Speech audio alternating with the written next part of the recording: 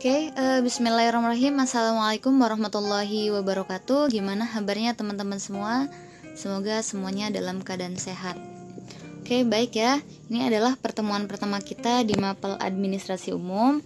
Di sini untuk pertemuan pertama ini yang akan kita bahas adalah KD 3.1, yaitu memahami administrasi. Baik, di bab pertama ini kita akan membahas terkait dengan mendeskripsikan administrasi kantor, di mana yang pertama yang akan kita bahas adalah tentang administrasi, yang kedua tentang kantor, yang ketiga terkait dengan pengertian administrasi perkantoran, dan yang terakhir ruang lingkup administrasi perkantoran. Teman-teman semua, perlu teman-teman ketahui bahwasanya untuk mapel administrasi ini sangat perlu sekali bagi teman-teman semua, karena ketika teman-teman nanti di tempat PKL, teman-teman sangat membutuhkan bekal dari administrasi ini, baik nanti teman-teman PKL di perbankan ataupun di industri pabrik ataupun di perusahaan lain. Baik, di sini untuk pengertian administrasi sendiri kita ambil dari bahasa Latin ya, di mana artinya adalah intensif melayani, diambil dari kata ed yaitu intensif, dan ministeri artinya melayani, membantu ataupun memenuhi. Sedangkan kalau dalam bahasa Inggris administrasi itu disebut administration, yang artinya adalah tata usaha. Di sini sedangkan kalau menurut KBBI, administrasi adalah usaha dan kegiatan yang meliputi penetapan tujuan serta penetapan cara-cara penyelenggaraan pembinaan organisasi yang berkaitan dengan penyelenggaraan kebijakan untuk mencapai tujuan. Sedangkan di sini dalam arti sempit, administrasi adalah kegiatan penyusunan dan pencatatan data dan informasi secara sistematis dengan tujuan menyediakan keterangan bagi pihak yang membutuhkan serta memudahkan memperoleh kembali informasi secara keseluruhan dalam hubungan satu sama lain. Ya, di mana dengan kata lain administrasi itu adalah tata usaha. Sedangkan di sini dalam arti luas administrasi adalah kegiatan kerjasama yang dilakukan oleh dua orang atau lebih berdasarkan pembagian kerja yang telah ditentukan dalam struktur organisasi dengan pendaya gunaan sumber daya yang ada untuk mencapai tujuan secara efektif dan efisien. Ya, baik, di sini jadi intinya dari kegiatan ataupun pengertian administrasi itu sendiri adalah kegiatan menetapkan tujuan guna menyusun langkah-langkah untuk mencapai tujuan. Ya, teman-teman semua, jadi ketika kita melakukan administrasi, sebenarnya secara langsung atau tidak langsung kita itu sedang menyusun langkah-langkah untuk mencapai tujuan apa yang kita inginkan itu sendiri ya teman-teman. Tentunya dengan kita punya tujuan, otomatis langkah-langkah kita ini akan semakin terarah kayak gitu ya. Berarti kita ingin menetapkan tujuan. Contohnya seperti ini ya. Teman-teman, ketika teman-teman ingin ke Jakarta, antara jalan kaki sama naik mobil, kira-kira cepetan mana? Otomatis kan kita pilih dengan naik mobil kayak gitu tuh. Kenapa? Karena memang dengan naik mobil tentunya tujuan kita lebih cepat tercapai, terus juga kita nggak capek kayak gitu. Nah, ini seperti menetapkan ataupun menyusun administrasi itu sendiri. Jadi tujuan itu akan lebih cepat tercapai dan sistemnya secara sistematis kalau kita menggunakan administrasi. Sedangkan kalau kita tidak menggunakan administrasi, mungkin bisa saja tercapai tetapi memakan waktu yang relatif lama dan tentunya hasilnya pun tidak akan maksimal seperti itu ya teman-teman. Jadi bisa dipahami ya terkait dengan pengertian administrasi itu sendiri. Intinya administrasi itu untuk mencapai tujuan ini gimana sih caranya kayak gitu ya. Baik, selanjutnya kita akan bahas terkait dengan unsur-unsur administrasi. Di sini untuk unsur-unsur administrasi ada 8. Yang pertama adalah pengorganisasian, yang kedua manajemen, yang ketiga tata hubungan, yang keempat kepegawaian, yang kelima keuangan, yang keenam perbekalan, dan ketujuh tata usaha, serta yang terakhir adalah perwakilan. Di mana dari 8 unsur ini merupakan suatu kesatuan yang tidak bisa terlepas satu sama lain. Jika salah satunya tidak ada dalam unsur administrasi, maka bisa dikatakan administrasi tersebut dalam keadaan tidak baik seperti itu ya. Yang pertama, di sini ada pengorganisasian, di mana pengorganisasian adalah rangkaian perbuatan menyusun suatu kerangka organisasi yang menjadi wadah atau tempat bagi setiap kegiatan dalam usaha kerjasama untuk mencapai tujuan yang telah ditetapkan.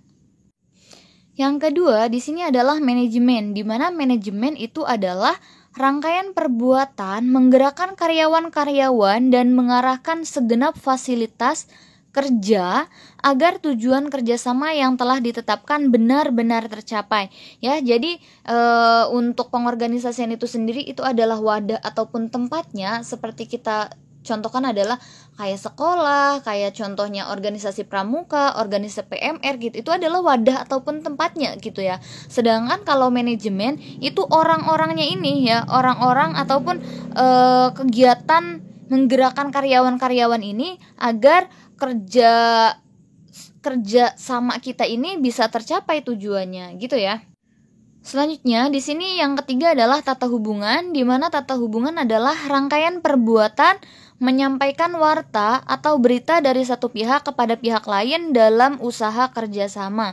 Ya, biasanya dalam tata hubungan ini dalam perkantoran itu bagian ini ya, resepsionis kayak gitu tuh.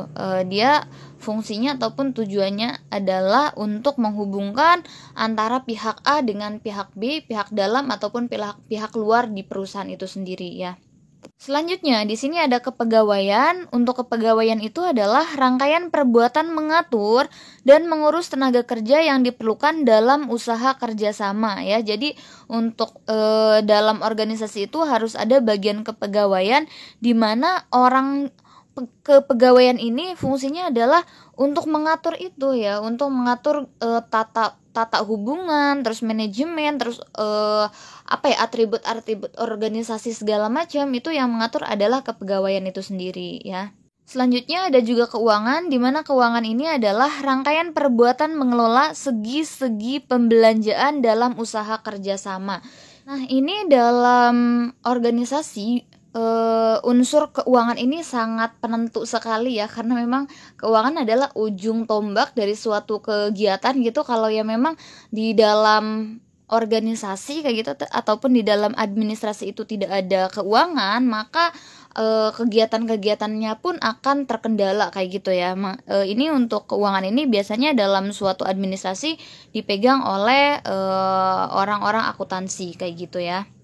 Selanjutnya ada juga perbekalan, di mana perbekalan adalah rangkaian perbuatan menggandakan, mengatur pemakaian, mendaftar, memelihara, sampai menyingkirkan segenap peralatan yang sudah tidak diperlukan dalam usaha kerjasama ya. Jadi untuk perbekalan ini dalam suatu administrasi kayak gitu, ini yang akan mengatur terkait dengan pemakaian perlengkapan seperti itu ya, sehingga ataupun barang-barang yang sudah tidak digunakan dalam suatu administrasi itu ini akan dimusnahkan gitu ya. Biasanya dalam dunia profesional untuk perbekalan ini maksimal itu 10 tahun kayak gitu ya. Jadi kalau sebelum 10 tahun itu administrasinya ataupun arsip-arsip berkas-berkasnya itu tidak boleh hilang kayak gitu ya, karena memang khawatir di kemudian hari ada pihak yang membutuhkan dari laporan-laporan tadi. Jadi kalau masih 2 tahun itu nggak boleh hilang dulu arsip-arsip ataupun berkas-berkasnya.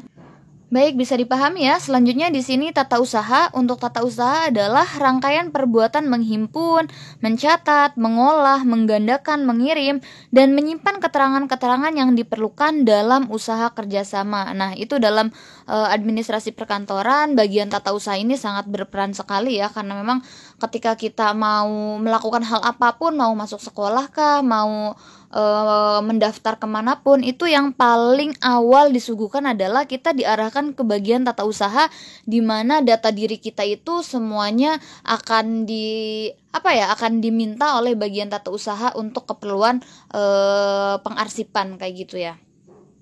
Baik, di sini yang terakhir adalah perwakilan. Untuk perwakilan itu sendiri adalah rangkaian perbuatan menciptakan hubungan baik dan berusaha memperoleh dukungan dari masyarakat sekitar terhadap usaha kerjasama yang dilakukan.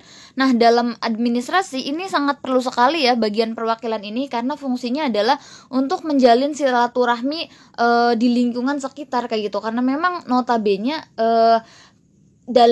dalam organisasi manapun, dalam administrasi manapun kayak gitu ya, tetangga ataupun orang sekitar itu paling dominan membantu kita kayak gitu tuh. Orang yang pertama kali membantu kita itu otomatis tetangga kita gitu. Makanya kita harus menjalin hubungan baik dengan orang-orang sekitar kayak gitu. Ini bagian daripada unsur-unsur yang harus ada dalam organisasi ya teman-teman ya. Bisa dipahami ya sampai sini? Baik, selanjutnya kita akan bahas di sini adalah fungsi administrasi. Di mana untuk fungsi administrasi di sini ada 5 ya. Yang pertama adalah fungsi rutin. Untuk fungsi rutin sendiri ini adalah fungsi administrasi yang membutuhkan pemikiran minimal mencakup pengarsipan dan penggandaan. Di mana kalau untuk fungsi rutin ini adalah fungsi administrasi yang setiap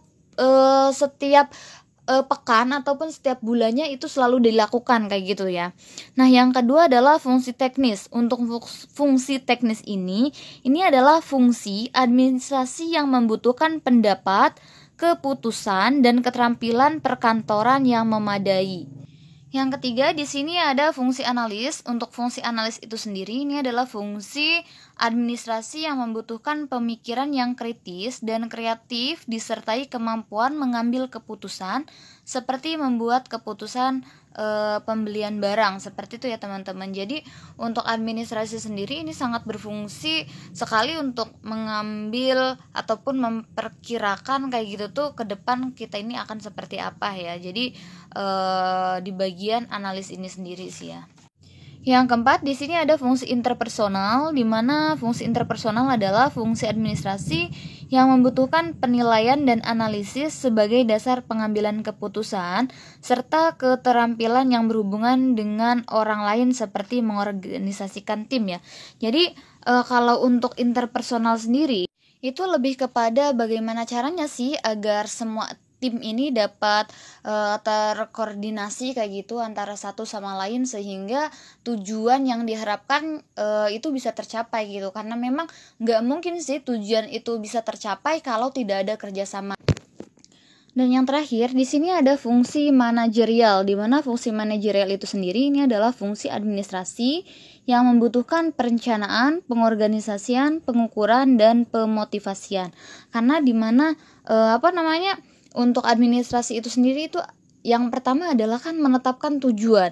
Nah, gimana caranya agar tujuan itu bisa tercapai? Tentunya yang pertama adalah adanya perencanaan terlebih dahulu. Dimana ketika sudah ada perencanaan, baru kita pembagian tugas. Setelah pembagian tugas, baru kita evaluasi apakah memang rencana itu sesuai dengan yang dilakukan, apakah baik, apakah tidak. Kalau yang memang dirasa memang perlu dilakukan evaluasi ulang kayak gitu, maka mungkin perlu ada perombakan kayak gitu. Tapi kalau memang dirasa udah bagus, maka perlu ditingkatkan lagi kayak gitu tuh dari terkait dengan administrasi itu sendiri ya. Dan tentunya untuk seorang atasan kayak gitu dia harus punya jiwa leader, di mana ketika si karyawannya ini lagi dalam keadaan lemas kayak gitu tuh, maka si atasan ini yang akan memotivasi untuk menyemangati para pekerjanya agar semangat kembali. Itu ya teman-teman pembahasan kita terkait dengan administrasi. Ibu cukupkan sampai sini dulu, kurang lebihnya mohon maaf. Akhir kalam, wassalamualaikum warahmatullahi wabarakatuh.